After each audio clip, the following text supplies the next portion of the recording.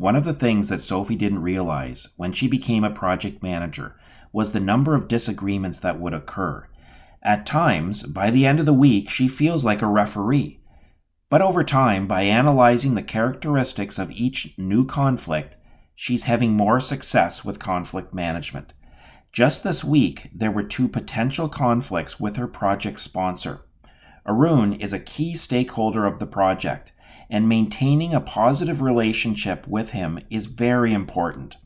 The first conflict arose because Arun felt strongly that the project should be completed 1 week earlier so that the marketing team would be able to create a better marketing plan for the DecoCam version 4 project. Sophie saw this as a very significant change that could affect the budget of the project and add significant risk as well. To address this conflict, she booked a meeting with Arun where they explored each of their concerns and searched for possible solutions. In the end, they settled on a new approach. The original project due date will be maintained, but Sophie will meet with the marketing team 1 week before this due date to present all of the product launch deliverables. By using a collaborative approach, both Sophie and Arun were satisfied with the resolution. The second conflict has to do with the weekly status report. As part of the communication management plan, Arun receives a weekly status report sent as an electronic file attached to an email. Arun recently requested that Sophie also sends him a printed copy of the report.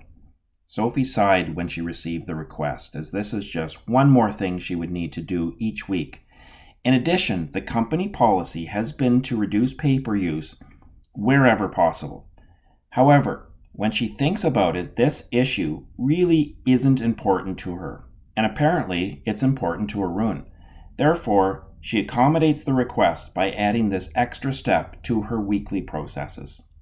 Also during the week, Sophie ran into a situation with her project team. During a team meeting, Sarah and Eli said that rather than recording the number of hours that they worked on the project on a daily basis, they would prefer to estimate their hours at the end of the project. Sophie explained why having current information on a regular basis is useful to her effective management of the project. This satisfied Sarah, but Eli digs in and states that he still doesn't want to record his hours during the project. Given the high importance of timely project information, and that this is a company policy that cannot be changed, Sophie takes a directing approach and lets Eli know that while she understands his concerns, it must be done. A day later, one of the employees from the finance department drops by her office. It seems that her team was very loud as they celebrated the completion of a key milestone earlier in the week. She asked Sophie to speak to her team to make sure they are quiet next time. Sophie recalls that she was probably laughing the loudest at the meeting. Overall, she feels that this issue is somewhat trivial since it was a very brief period of celebrating and they didn't exceed the normal noise levels in the office.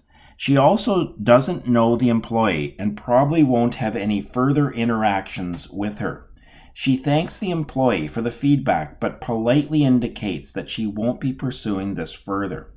By avoiding any further discussion, she limits the time spent on this issue. She doesn't expect to hear any more about it.